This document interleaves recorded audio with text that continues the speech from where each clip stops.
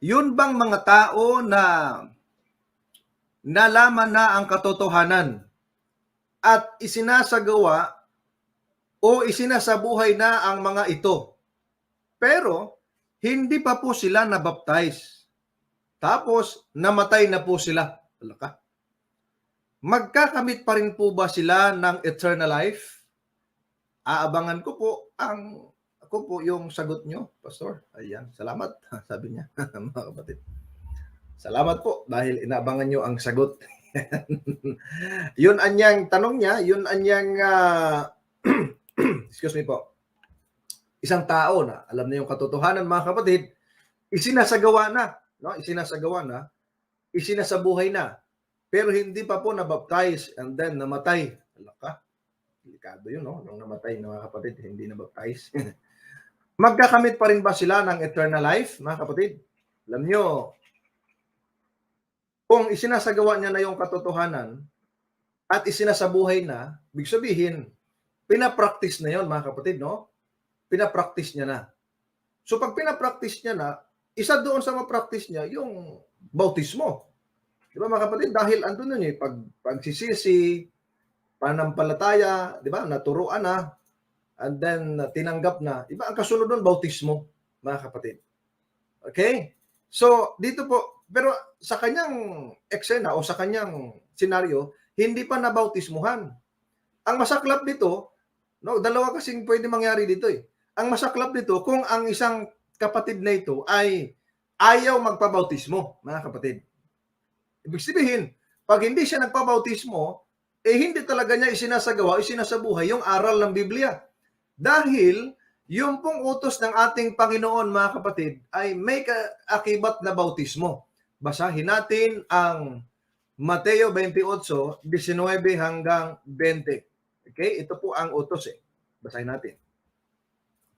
Dahil dito, magsiyaon nga kayo at gawin ninyong mga alagad ang lahat ng mga bansa na sila'y inyong bautismuhan sa pangalan ng Ama at ng Anak at ng Espiritu Santo. Verse 20. Na ituro ninyo sa kanila na kanilang ganapin ang lahat ng mga bagay na inutos ko sa inyo, at narito ako'y sumasa inyong palagi hanggang sa katapusan ng sanlibutan.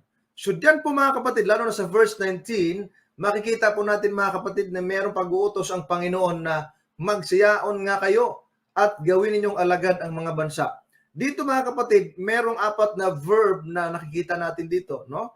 Yung pong mayroon diyan tinatawag na didascontes, mga kapatid, yung baptisontes, yung mateteosate, no? So nakita natin diyan, mga minamahal na mga kapatid, na yung gawing alagad, mateteosate, nandoon yung pagtuturo o yung pangangaral, mga kapatid, no? Nandoon yung preaching.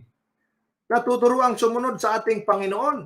Ngayon, pagkatapos doon, ang kasunod doon, bautismo, mga kapatid. Ngayon, kung ang isang tao nakarinig na ng katotohanan, no? At sabi pa nga rito, isinagawa na, dapat kaakibat noon ay mabautismuhan siya sapagkat yun ang utos, mga kapatid. Once na ikaw ay sumampalataya, may kasama yung bautismo. Basahin natin ang Marcos Kapitulo 16, versikulo 15 hanggang 16. Almost same yung context niya. Basahin natin. At sinabi niya sa kanila, magsiyaon kayo sa buong sanglibutan at inyong ipangaral ang ebanghelyo sa lahat ng kinapal. Verse 16, ang sumasampalataya at mabautismuhan ay maliligtas. Datapwat ang hindi sumasampalataya ay parurusahan, mga kapatid. Nakita ninyo, mga minamahal, dito sa talatang ito ay ipinakikita, mga kapatid ko, o ipinahahayag, no? Ay makita natin na merong utos ng pangangaral sa lahat ng tao. And then, ang sumampalataya, pag silang sumampalat, tinanggap, mga kapatid, no? Tumanggap siya at naniniwala siya doon sa aral, ay mabautismuhan. At ang hindi sumampalataya ay parurusahan. So nakita natin, mga kapatid, dapat may kaakibat, mga kapatid ko, yung pong kanyang pananampalataya dahil tinanggap niya na mga kapatid, no? Tinanggap niya na. So may kaakibat ito ng bautismo. Ngayon, kung ayaw niyang magpabautismo, mga kapatid, therefore, kapatid na, sino yung nagtanong, atinan? Jen Rose Corisma, no? Kung ayaw niyang pabautismo, ibig sabihin, hindi talaga niya pinapractice o sinasabuhay. Ang masaklap pa niyan, kung ayaw lamang niya ha, dalawa kasing senaryo na pwede natin sagutin. Kung ayaw niya magpabautismo, di ba? Ngayon, kung alam naman niya na ang kakibat noong pagsampalataya ay mabautismoan, hindi siya nagpabautismo, kasalanan yon. Bakit ko nasabing kasalanan? Santiago Kapitulo 4, versikulo 17, ay merong binabanggit po na ganito mga kapatid. Sa nakakaalam nga ng paggawa ng mabuti at hindi ginagawa, ito'y kasalanan sa kanya. Kita niyo mga kapatid ha? Itong talatang ito'y nagpapalala sa atin na alam mo na ito'y mabuti, hindi mo ginawa. Halimbawa, sumampalataya ka na at ang kulang na lang sa'yo ay mabautismoan, hindi ka nagpabautismo, ay kasalanan yon. Dahil ayaw mo magpabautismo, dahil gusto mo lang, sumampalataya lang, malaking problema yon. Unless, dito naman tayo sa kalawang sagot natin, unless na nakaschedule na yung baptism niya. Okay? Nakaschedule na yung baptism niya, pero bago ang kanyang baptism, namatay siya, mga kapatid. Halimbawa na lamang, yung isang kaibigan kong evangelist, no, siya evangelist doon sa amin. Nung siya mangaral, mga kapatid, meron pong isang tao na napangaralan niya, talagang nabago ang buhay, mga kapatid, at siya po ay handa nang tumanggap ng bautismo kinabukasan, Sabado. Ang problema, mga kapatid, sa Biyernes ng gabi, natulog. Di ba? Tulog naman talaga.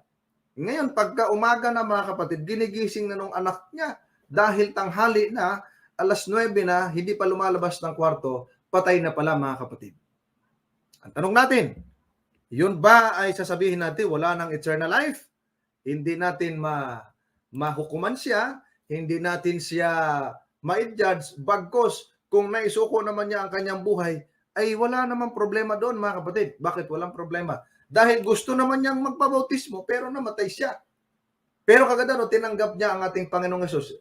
Di man siya na bautismohan ng publicly, mga kapatid, ang mahalaga na isuko niya ang kanyang buhay, mga kapatid ko. Pero gusto niya mapabautismo, ha, mga kapatid. So, kung inyong titingnan, ibalik na natin yung Marcos 16:16 at tinan. Mayroon akong gustong ipapansin dito eh. Marcos 16:16. Opo.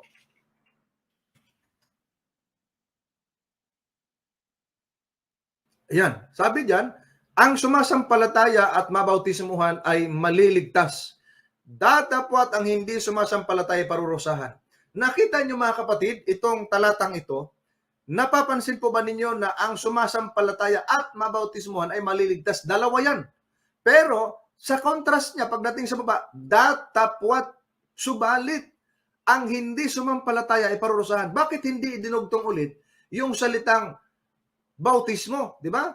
Datapwat ang hindi sumampalataya at mabautismo ay parurusahan. Bakit hindi inulit, mga kapatid? So dito po, mayroon tinatawag tayo dito na consideration. Bakit consideration?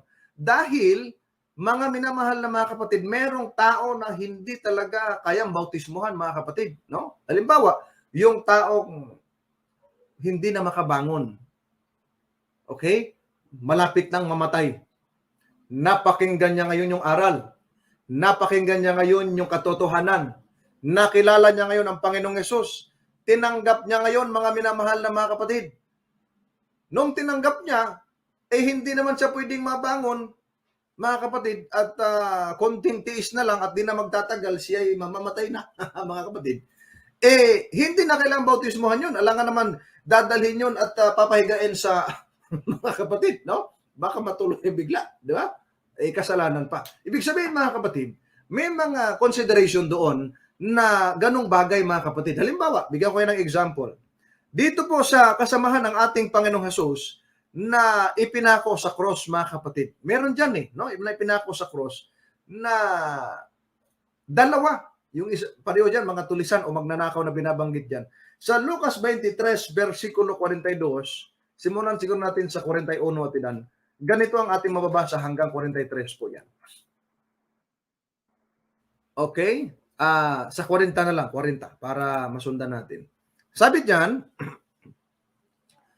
datapwat sumagot ang isa at pasaway sa kanya'y sinabi. Ito yung kasama nilang napako sa cross. no? Pagsaway pala. Sorry. Wala yung G. Datapot sumagot ang isa at pagsaway sa kanya sinabi, hindi ka baga natakot sa Diyos, yamang ikaw ay nasa gayon ding kaparusahan? Bakit sinabi ito? Dahil meron po kasing sinabi mga kapatid sa verse 39 dyan na kung ikaw ay anak ng Diyos, bumaba ka, iligtas mo ang sarili at iligtas mo rin kami. Di ba? May ganon, no? Sinabi dyan. Ngayon, sinabi doon ng isa na kasama nila na hindi ka ba natakot sa Diyos, no? Na may pagsaway siya. Sa verse 41, may binanggit siya sa 41, at tayo sa katotohanan ay ayon sa katwiran, sapagkat tinanggap natin ang nararapat na kabayaran sa ating mga gawa.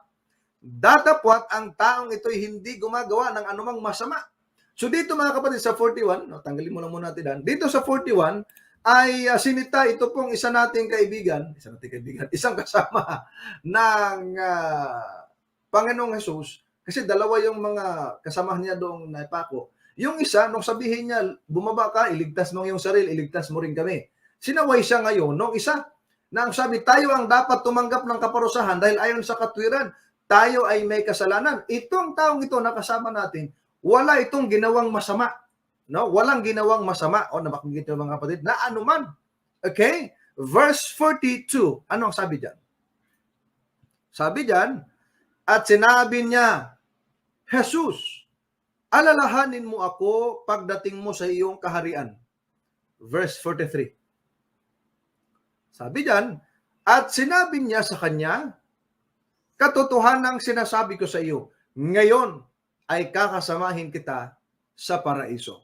Ayan. Diyan sa talatang yan mga kapatid, bibigyan natin ng linaw dahil yung iba dyan, minamali po yan mga kapatid. Bakit ko nasabi minamali? Dahil ang sabi nila, yung isang magnanakaw pala dyan, nakasama ng Panginoong Jesus sa napako sa krus, sinama niya sa paraiso. No, mali. Mali eh. Bakit? Kasi yung dalawa, inilibing yun namatay. Tapos ang Panginoong Jesus, inilibing din. Magkahiwalay sila. And then ang Panginoong Jesus na buhay, yung dalawa, hindi naman mga kapatid, o yung isa. So, doon ipinakikita na ang sabi ng isa, Jesus, alalahanin mo ako pagdating mo sa iyong paraiso. Sabi ng ating Panginoong Jesus, ngayon din, isasama kita sa aking paraiso. Kakasamahin kita. Ano ibig sabihin nun? Ang Panginoong Jesus, mga kapatid, ay nagbigay sa kanya ng assurance, kasiguruhan, mga kapatid. Dahil before sila mamatay noong parusa na yon, ay ang Panginoong Jesus kinilala niya na talagang tagapagligtas dahil alalahanin mo ako, sabi niya, pagdating mo sa iyong kaharian. Merong pagsisisi na nakita ang Panginoong Jesus sa puso ng taong ito. At ang sagot ng Panginoon, ngayon din, kakasamahin kita sa aking paraiso. Pinakikita roon na meron siyang assurance ng kaligtasan, mga minamahal na mga kapatid. Ang kagandahan nito, mga kapatid, nagsisi siya. No? May pagsisisi yun. Pero ang tanong natin, nabautismuhan ba yun? Hindi nabautismuhan. Alangan naman mga kapatid, ibababa mo na siya sa cross. After ang babautismuhan mo na. Ay, hindi na ganun mga kapatid dahil hanggang sa mamatay sila dun Maswerte pa nga ngayon yung mga nagkakasala, mga kapatid, nakulong. Hindi naman, winala na kasi yung silya, elektrika, no? Winala na kasi yun, na magkirig-kirig doon sa, sa parusa na yun, no? Yung death penalty, mga kapatid. Ngayon, kinukulong na lang. May swerte po. Bakit sinabi kong may swerte? Dahil ay marami tayong mga ngaral na pumapasok sa kulungan para mangaral. And sila po ay nabigyan ng pagkakataong magbago, mga kapatid. That's why, yung pong mahaba o long term, yung kanilang pagkakakulong, naiibsan dahil nagiging mabuti sila, naging mabait sila sa loob ng kulungan, mga kapatid. Example natin yung merong isang sikat dyan na driver nung dating ng isang senador na nakulong yun, mga kapatid. Pero nakita nyo ba yun sa Facebook? Yun po yung nabautismuhan. Nung napuntis sa kulungan, mga kapatid, nakilala niya ang Panginoong Hesukristo. Aba, napakaganda, mga kapatid. Nakilala niya ang Panginoong Hesukristo at siya nabautismuhan. No? Kung kilala niyo si Ronnie Dayan, mga kapatid, no? Siya ay driver bodyguard ni Senador Laila de Lima. No? Mga kapatid. Siya po ay nabautismuhan sa kulungan. At nagbautismo sa kanya si Pastor Fuentes. Fuentes ba yun, no? Hindi, si Rian Fuentes, yung pastor natin. Ay nakita natin, mga kapatid, nabago ang kanyang buhay. Dandahan siyang nagbago doon. Yung kagandahan doon, may chance, no, mga kapatid, na mabago at may pakita yung kanilang transformation. Pero, Sila ay nabautismuhan kasi nakukulong lang naman sila. No? Ako, nakapag-ministry na rin ako sa kulungan, mga kapatid. At nakita natin ang buhay, no? Ang iba't iba ang amoy dahil halo-halo yung tao, mga kapatid. At talagang mahirap, mga minamahal na mga kapatid. Pero may panahong magbago sila na papaigsi yung kanila pong parusa, no? Yung haba ng pagkakulong, mga kapatid. Pero pag nasa cross, sa panahon na lang ating Panginoong Jesucristo, yung po kasing parusa dati, pag nagkasala, papako hanggang sa mamatay, no? Dinudugsak ba? Dinudughang, ano ba tawag doon? Tinutusok hanggang sa mamatay, mga kapatid, no? At nakita natin, mga kapatid ko, ay hindi na sila mabautismuhan, no, mga kapatid. So dito, nakita natin, kapatid, na yung pangalan nun, Genros Quaresma, ay kapag ka naman nais niyang mabautismuhan pero hindi nabigyan ng pagkakataon dahil siya namatay, ay wala pong problema yon. Ang mahalaga, natanggap niya ang ating Panginoong Hesus. Ang masaklap doon, yung pwede naman siya bautismuhan at ayaw niyang pabautismo. Yun ang masaklap doon, mga kapatid, no? Kaya nga, kapag ikay nakakapakinig na ng pabalita, tinanggap mo ng ating Panginoong Hesus. Ano pang hinintay mo? Basta tayo. 22:15 ng 16 pala ng Gawa. Sabi diyan. Ayun, sabi diyan. At ngayon, bakit ka tumitigil? Magtindig ka at ikaw ay magbautismo. At ugasan mo ang iyong mga kasalanan na tumatawag sa kanyang pangalan. No? Ano ba hinihintay mo? Tumindig ka at magpabautismo. Di ba? Yan ang tanong eh. Huwag kang maghintay na mga bagay na mapapahama ka, kundi sa tamang panahon. Kung ang tamang panahon ay ngayon ka magpabautismo, mga kapatid, no? Halimbawa, may mga viewers sa iba't ibang bansa na naintindihan lang yung katotohanan at may pastor naman tayo dyan.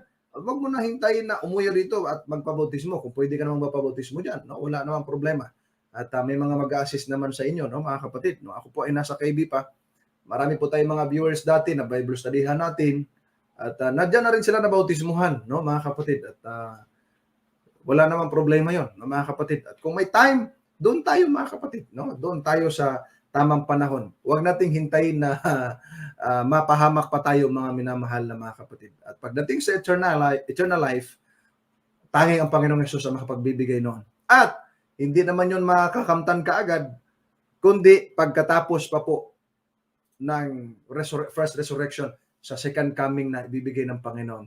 At make it sure, mga kapatid, make it sure na ikaw ay makasama sa first resurrection. O di kaya, pag nadatnan ka ng Panginoon na buhay, make it sure na kasama kang isasalin papuntang langit, mga kapatid. Okay? Yan po ang mahalaga. So, kapag ikaw ay nakapangaral o napangaralan, huwag mong hintayin, no? Na ikaw ay mamatay o magkasakit. Kung may panahon na pabautismo, mga kapatid, kung naunawaan naman ang aral na. So kapatid na Jeros, salamat po sa iyong tanong.